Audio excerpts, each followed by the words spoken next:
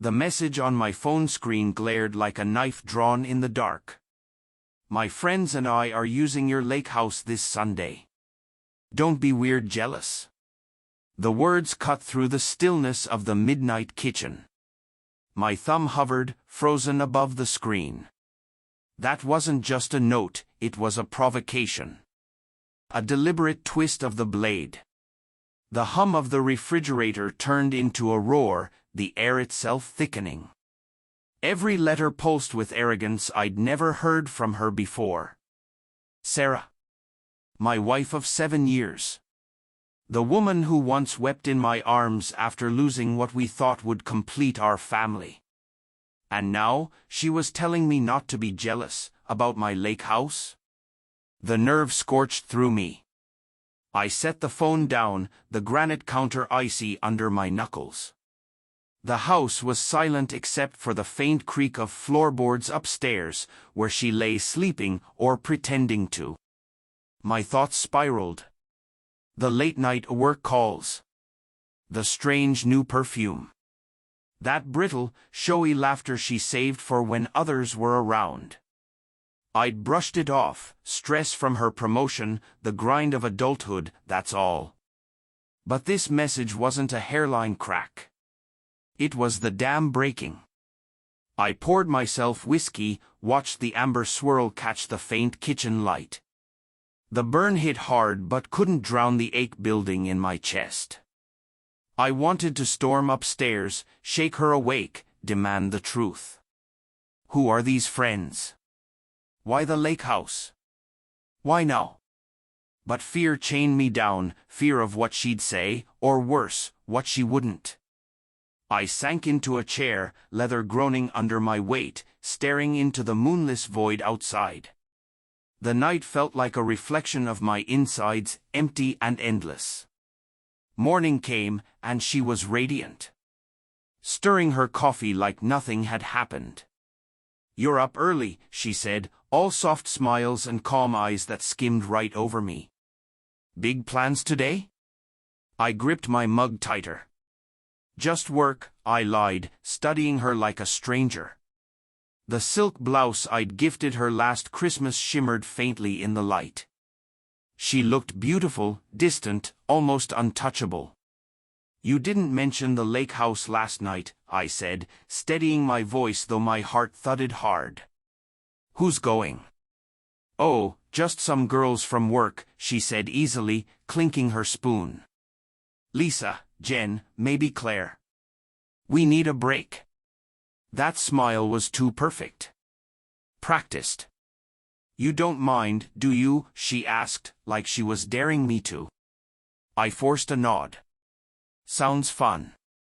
But my mind spun fast. Lisa, the overly friendly one from parties. Jen, who'd fallen off her radar months ago. Claire, someone I'd never heard of. That lie was so smooth it stung deeper than the truth could have. Work that day felt suffocating.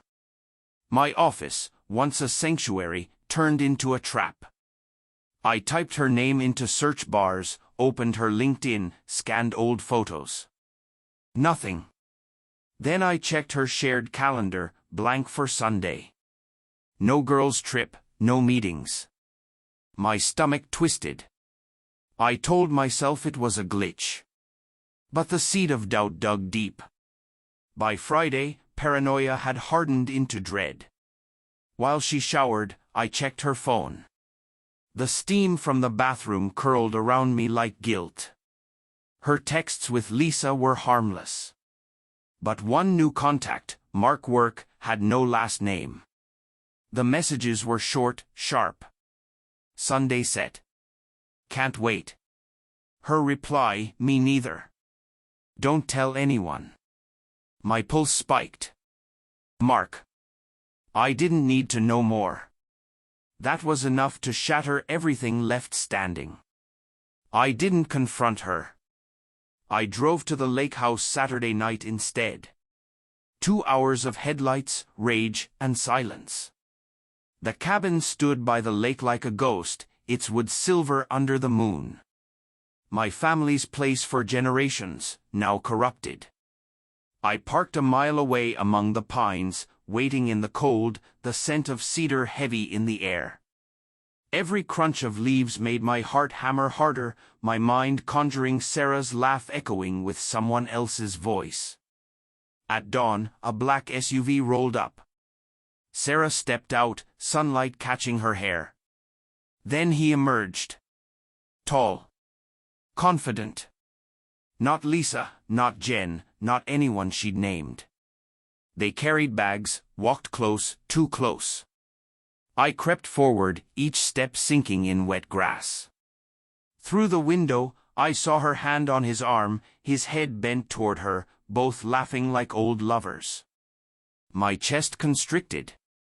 Fury and heartbreak fused into something blinding. I didn't move. Didn't shout. Just watched. Then my phone buzzed, a message from Sarah. Miss you. Work's crazy but I'll be home soon. The lie hit harder than any punch. I drove home through a blur of tears I hadn't realized were falling. By Monday, she walked in glowing, refreshed, humming softly. I didn't yell. Didn't cry. Just laid my phone on the counter, her chat with Mark wide open. Her smile dropped. You spied on me, she snapped, her voice sharp enough to cut. Who's Mark? I asked quietly. Her silence was answer enough. Then she grabbed her keys and slammed the door. The echo stayed long after she was gone. The lake house key sat in front of me, worn smooth from years of trust. I'd given her everything. Now it was a dead weight. But then, like a spark through fog, I remembered the security camera I'd installed last summer. My hands trembled as I opened the feed. The footage loaded, and there they were. Laughing. Planning. Her voice, he'll never know. We can keep this going. Then his, once we sell the lake house, we're set. My vision blurred, not from grief this time, but clarity. She thought she'd fooled me. But I'd already changed the locks. On the lake house. On our accounts. On everything. She'd betrayed me, but I wasn't the victim she imagined. The game wasn't over. And for those still watching, never let someone mistake your silence for weakness. Subscribe, join this community, and stay with me. You'll want to hear what happened next.